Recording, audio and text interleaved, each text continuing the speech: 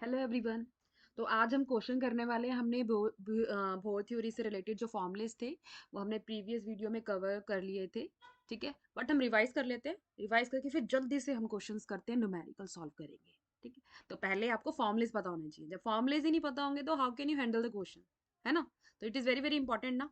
तो let's revise the formula, जल्दी जल्दी रिवाइज करते हैं, फिर जल्दी से क्वेश्चंस पे आ जाते हैं। ओके, चलो स्टार्ट करते हैं। Let's start this session. Okay, we have covered this formulas, which is very very important. As you already know, 1 by lambda equals to r Rydberg constant. Here r is a Rydberg constant and 1 upon may nf square minus ni square. Okay, then we have already discussed the Lehman series, Balmer series, okay, Paschen series, Brackett series and Pfund series. Okay और किस किस reason में लाई करते हैं वो भी हमने cover up कर लिए थे। ओके, यूवी रेज में ये वाला यूवी पार्ट में लाई करता है लीमन। बाकी हमने देखा था कि जो विजिबल में था, बाकी सब आईआर में थे। ठीक है, जल्दी से एक और वाले फॉर्मुलेस हम देख लेते हैं। ये कुछ फॉर्मुलेस थे जो हमने कवर अप करे थे सेशंस में, है ना।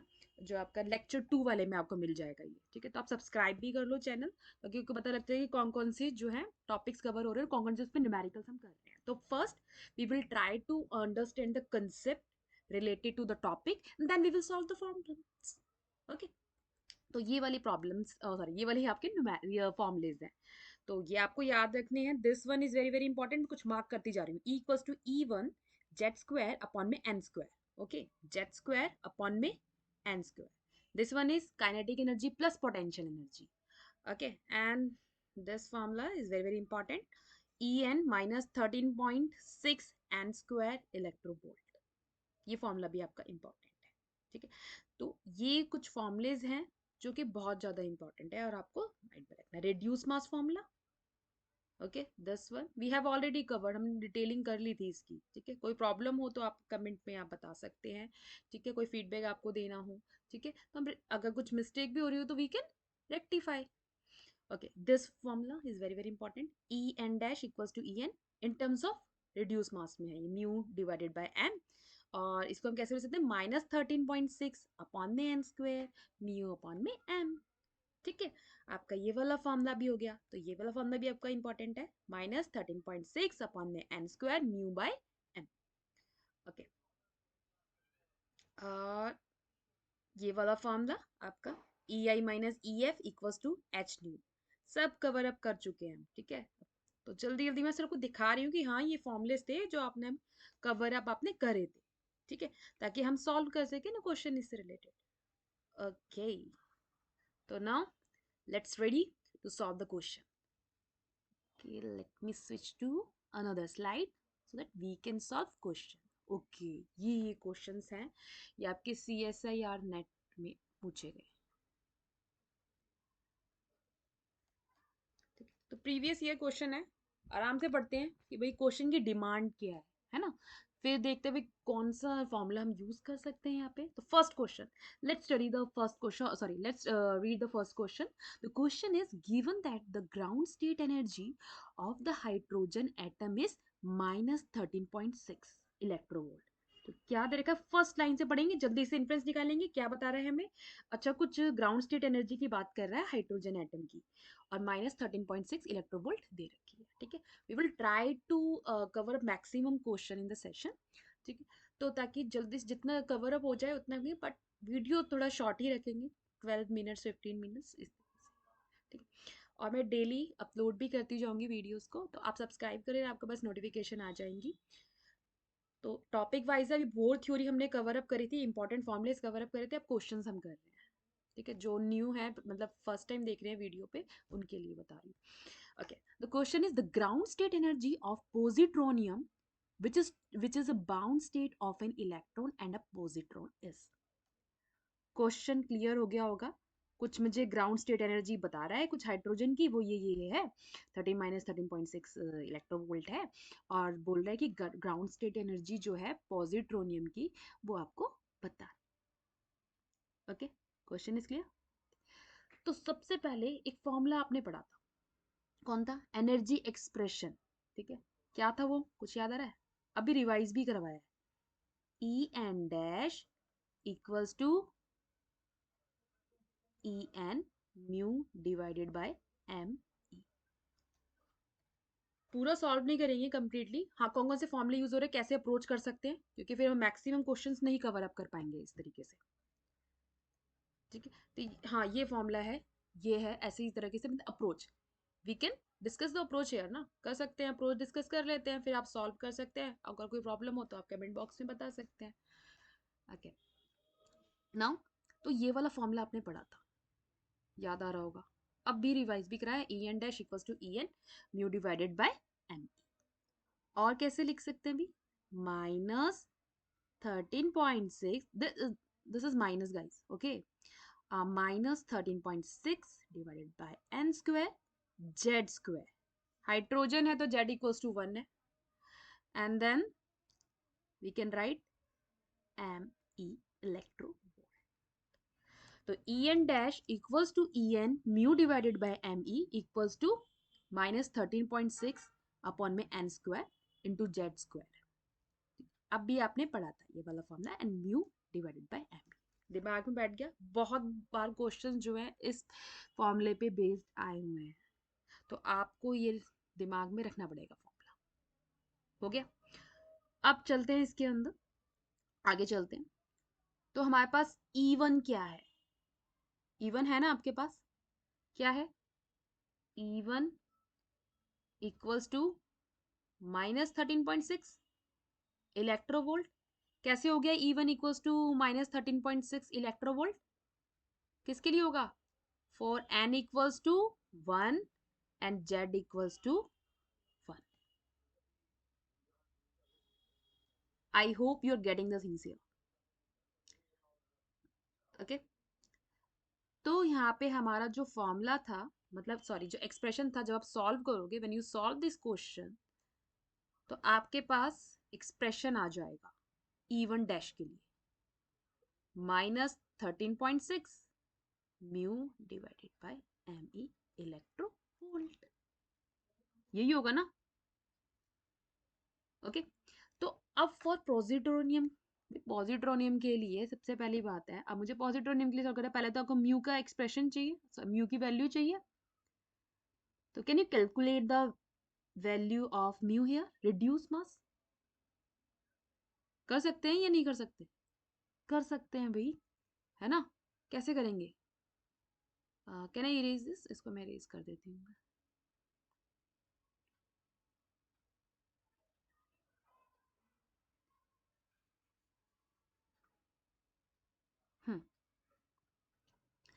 Yes, we can easily calculate, as we know reduce mass expression, अभी फॉर्मूले भी देख लिया था आपने, है ना, पता भी होगा, याद भी आ रहा होगा।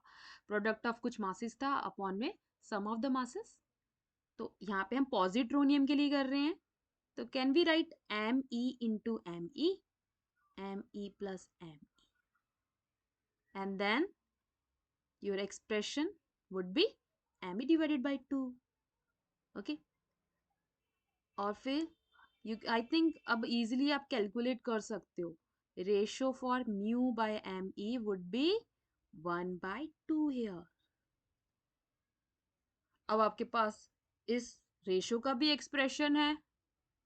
ओके, इसका तो आपने कैलकुलेट कर ही लिया, मतलब ये रेशो है, ठीक है, तो आप डायरेक्टली आप पुट कर दीजिए। जब आप पुट करोगे, मतलब इसके पास आपके पास ये वाला वैल्यू भी आ गई ना आपके पास, तो your answer would be -13.6 divided by 2, and your answer would be minus something like 6.8, -6.8 electronvolt.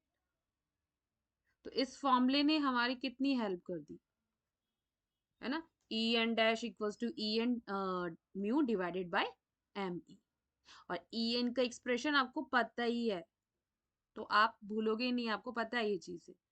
हो गया क्वेश्चन सॉल्व। तो मुझे लग रहा है कि आपको समझ में आ गया होगा कि क्या करा है। ग्राउंड स्टेट एनर्जी हमें बता रखी थी हाइड्रोजन की -13.6 इलेक्ट्रोवोल्ट, और ग्राउंड स्टेट एनर्जी पॉजिट्रोनियम की पूछी थी, मतलब which is bound state of an electron and positron. तभी तो म्यू यहाँ पे कंसीडर भी तो करा हुआ है, मैं रिड्यूस मास कंसीडर कर रहे हैं ना यहाँ पे, है ना, तो समझ में आ गया होगा आपको। Okay, let's move ahead then, read the question second. I'm giving you 30 seconds. Read the question.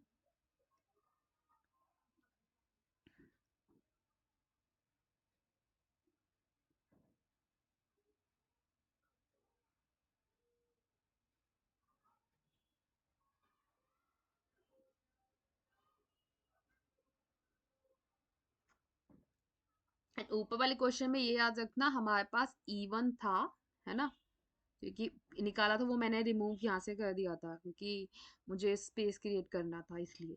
तो E1 इक्वल्स टू -13.6 इलेक्ट्रोवोल्ट ही था वो। तो वो आपको चीज़ें मतलब पता होनी चाहिए आपको कि हमने कैलकुलेट कैसे करा। Okay, the question is now let's move to question number second. A muon from the cosmic rays is trapped by a proton to form a hydrogen like atom. Hydrogen like atom बोल रहा है वो. Okay, and given that the muon is approximately 200 times heavier than an electron. कितना times heavier है? 200, 200 time heavier है than an electron. तो longest wavelength of the spectral line, ठीक है, किसके एनालॉगस, जो आपका लीमन सीरीज है, of such an atom will be. तो मुझसे कुछ क्या पूछ रहा है इसमें, कुछ समझ में आया क्या पूछा उसने मुझे? नियॉन दे रखा है, बोल रहा है कि भाई ये कॉस्मिक रेज है, मतलब वहां से, तो वो ट्रैप्ड हो रखी है किसके द्वारा, बाया प्रोटॉन्स, क्या फॉर्म करने के लिए, एक हाइड्रोजन लाइक एटम फॉर्म करने के लिए। बता रखा है कि जो म्यून है वो अप्रोक्सीमेटली 200 टाइम्स हेवियर है देन एन इलेक्ट्रॉन से। The longest wavelength of the spectral line of such atom will be, calculate कर ले। लेमडा पूछ रहा है कुछ, है ना, लेमडा पूछ रहा है हमसे। तो सबसे पहले एक चीज जो हमें ध्यान से इसमें समझनी है आपको, कुछ ये दे रखा है, कुछ इंफॉर्मेशन दे रखी है। तो can I write like this, लिख सकते हैं या नहीं लिख सकते? लिख सकते हैं ना। और ये भी आपको पता होगा mp इक्वल्स टू 1836 होता है कितने टाइम्स, इलेक्ट्रॉन के। कुछ ये इंफॉर्मेशंस हैं जो हमें मतलब समझ में आ रही है कि भाई ये इंफॉर्मेशन है मेरे पास। तो अब in case of muonic atom, muonic atom की बात कर रहे हैं ना, in case of muonic atom, अब जब मियोनिक एटम की बात करी इसने, तो भाई रिड्यूस मास आ गया यहाँ पे, है ना, रिड्यूस मास। तो how can we calculate the reduce mass here, कैसे कैलकुलेट करें? m mu product of masses divided by sum of masses, ऐसा हो जाएगा ना। ठीक है, तो अब अप्रोक्सीमेटली हम सॉल्व कर रहे हैं, ठीक है, पूरा सॉल्व करेंगे तो टाइम लग जाएगा और हम मैक्सिमम क्वेश्चन कवर अप नहीं कर पाएंगे। तो भाई यहाँ पर अब जो अप्रोक्सीमेट आंसर आएगा जब आप करोगे इसके अंदर वैल्यूज डाल देना, कुछ आपका आ जाएगा 180 ME, ये आएगा। अब भाई यहाँ तक तो क्वेश्चन नहीं खत्म होता, ठीक है, आपको कुछ फॉर्मूला अगर पता हो ना, तो ये कुछ ये वाला फॉर्मूला हम यहाँ पे यूज करने वाले हैं, डिस्कस कर चुके हैं, पिछली वीडियो में करा था हमने।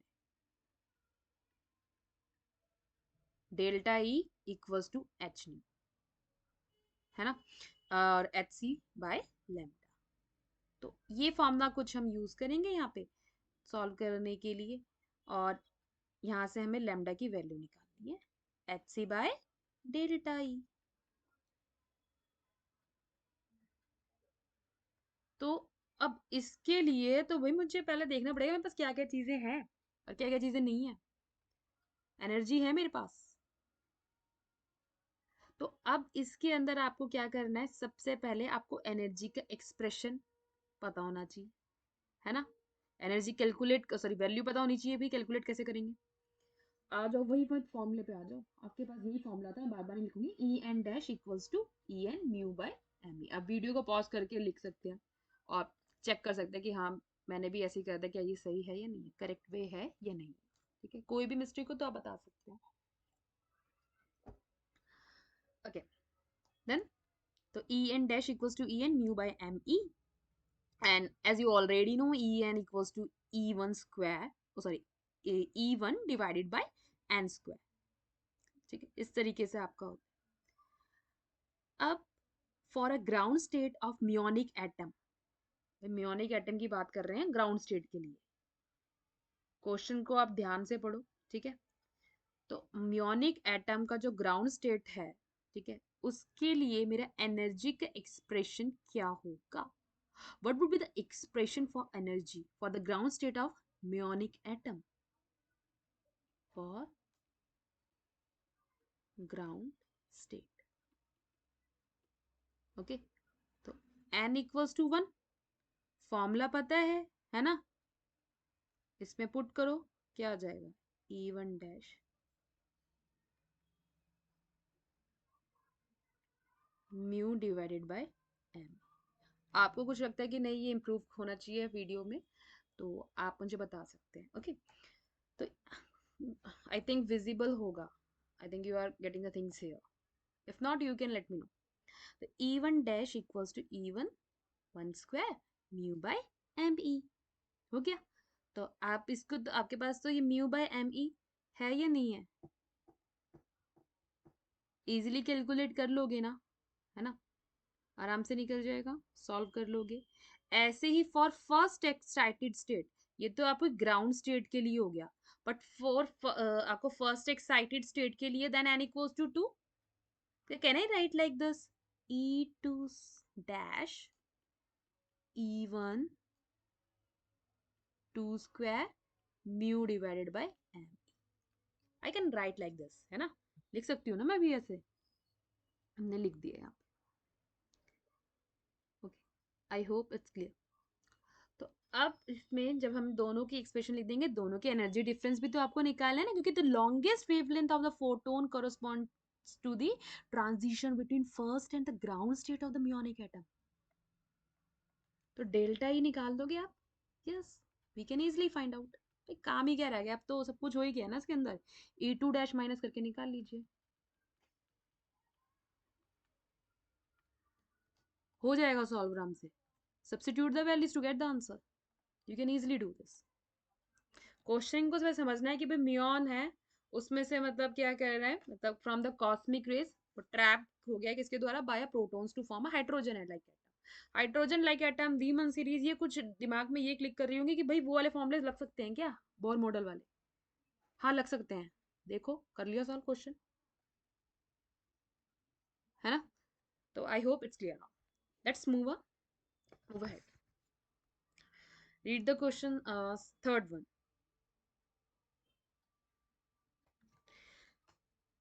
तो थर्ड क्वेश्चन में जल्दी से पढ़ लीजिए क्या लिखा हुआ है।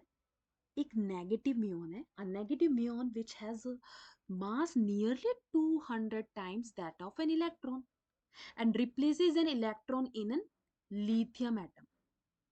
So the lowest ionization energy for the muonic lithium atom is approximately, it means हमें कुछ लोएस्ट आयोनाइजेशन एनर्जी कैलकुलेट करनी पड़ेगी यहाँ पे, है ना, कैलकुलेट करनी पड़ेगी ना, तो कैसे करेंगे सॉल्व। सबसे पहले ये चीज आपको पता होनी चाहिए, एक मिनट में राइट, आयोनाइजेशन जो आपकी एनर्जी है एटम की, वो डायरेक्टली प्रोपोर्शनल होती है, ठीक है, ये जो आयोनाइजेशन एनर्जी है वो डायरेक्टली प्रोपोर्शनल होती है रिड्यूस मास की। बस भाई ये कह दिया है तो मेरा क्वेश्चन सॉल्व हो गया, इतना ही काफी था, है ना। तो भाई मुझे समझ नहीं आता मैं लोएस्ट आयोनाइजेशन एनर्जी मतलब कैसे कैसे करके कैसे रिलेट करूं, रिलेशन पता चल गया मुझे, रिलेशन पता चल गया कि the ionization energy of an atom En is directly proportional to the reduced mass of the electron, oh sorry atom. Okay, तो क्वेश्चन सॉल्व हो गया, सॉल्व आराम से भाई, आराम से सॉल्व हो गया। तो क्या हो जाएगा, रिड्यूस्ड मास का एक्सप्रेशन तो आप लोगों को पता ही है, ठीक है, product of the masses upon में सम ऑफ द मासेस, ठीक है, इससे किसे आप कर सकते हो, तो आपने क्या करना है, product of the masses, lithium के केस में यहाँ पे 7 आ जाए, ठीक है, तो 7 MP प्लस Me, सॉल्व करोगे इतना आ जाए। ये तो रिड्यूस्ड मास है किसका, हम किसका, नॉर्मल लिथियम एटम का, है ना, नॉर्मल जो आपका लिथियम एटम,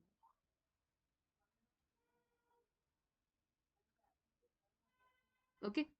7 समझ में आ रहा होगा कि 3 + 4 करके मतलब वो हमने 7 करा हुआ है, कैसे कैलकुलेट करते हैं, तो वो चीज़ क्लियर होनी चाहिए। नहीं है तो you can let me know. तो मैं नेक्स्ट वीडियो में आपको वही क्वेश्चन दोबारा समझा दूंगी, किसी भी क्वेश्चन में दोबारा प्रॉब्लम आ रही होगी तो। नेक्स्ट, रिड्यूस्ड मास ऑफ किसका? भाई म्योनिक लिथियम एटम का। म्योनिक लिथियम एटम।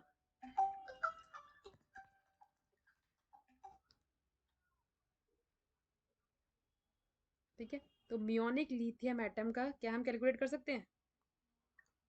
इजीली कैलकुलेट कर सकते हैं, है ना? कर सकते हैं ना? तो कैसे करेंगे? वही फॉर्मूला, मतलब 7 mp minus mu divided bye 7 mp mu। बाकी तो आपको पता है 7 इंटू में कैसे करेंगे एमपी को, वैल्यूज आपको पता ही है। 7 इंटू में 1836, और कितने टाइम्स है वो? 200 टाइम्स मेंशन है।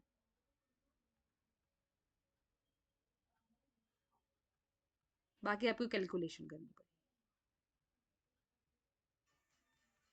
ओके, तो ये सॉल्व कर लेना, आपको आंसर मिल जाएगा। बाकी क्वेश्चन नेक्स्ट वीडियो में देखते हैं। ठीक है, मैं नेक्स्ट वीडियो आपको अपलोड कर दूंगी, इसको भी यहीं तक ही रखते हैं। Okay, thank you for watching the video.